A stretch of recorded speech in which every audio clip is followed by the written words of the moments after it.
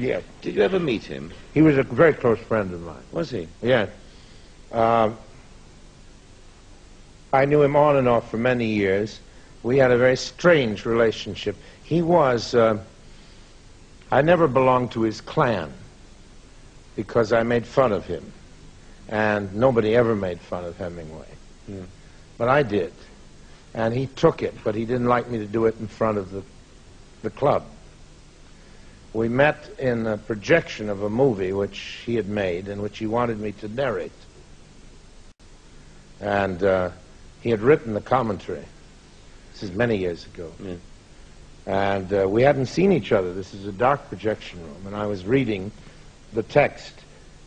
And I said, is it really necessary to say this? Do you think wouldn't it be better to just see the picture? And things like that. And then I heard this growl from the darkness, you know. Some damn faggot who runs an art theater trying to tell me how to write narration and so on. So I began to camp it up. I thought, if that's what I'm dealing with, I said, oh, Mr. Hemingway, you think because you're so big and strong and have hair on your chest that you got to bully me, you see. So this great figure stood up and swung at me. So I swung at him. Now you have the picture of the Spanish Civil War being projected on a screen, and these two heavy figures swinging away at each other and missing most of the time. The lights came up, and we looked at each other and burst into laughter and became great friends. Not a friendship that was renewed every year, but over many years at different times. Yes. And I saw him in the last year in which he was still entirely in control of himself, again, quite a lot. But we never discussed bullfighting because we, except on the subject of Ordóñez, we disagreed profoundly on too many points. And he thought he invented it, you know. Yes. He really did think he invented it. Yes. Of course, maybe he did. His book, of course, is still it's superb. a magnificent and it's a superb book. He's a great, great, great artist. My admiration for... I was enormously fond of him as a man, too, because the thing you never get from his books was his humor. Yes.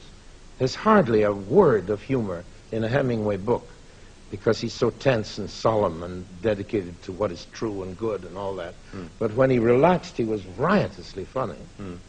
And that was the level that I loved about him. And I enjoyed being with him. I used to go out and keep him company when he went duck shooting in Venice in the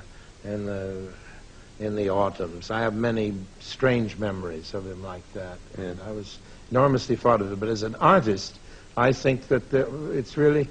there are very few important writers, with the exception of Novikov, who have not been influenced to some degree by him. I think it's impossible to write the same as we did before he wrote. And yet, do you not sense now that he's become, over the past 10 years, an old-fashioned sort of figure? He's come back again, I think. Yeah. My hunch is, I don't know in England, of course, because these things vary in different countries.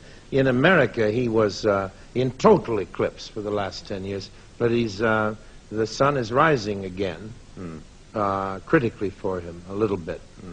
He's been dead long enough. I think it's mainly true, isn't it, that writers do go into total eclipse right after their death. Yes. I wonder why that is, but it seems to be true. He was ultimately, of course, a tragic figure, wasn't he? I mean, in that his end was complete counterpoint to all that he'd stood for and written about. He was sick, but he did talk about suicide. You know, his father killed himself with a gun in the same way, and he talked to me about it several times. Really? In a sort of obsessive way. Yes. But he was a sick man. He wasn't merely he was not well mentally. You know? Yes. He's not to be judged as himself. In other words, the Hemingway we are talking about did not choose his death. Yes. He might have, but he wasn't that man.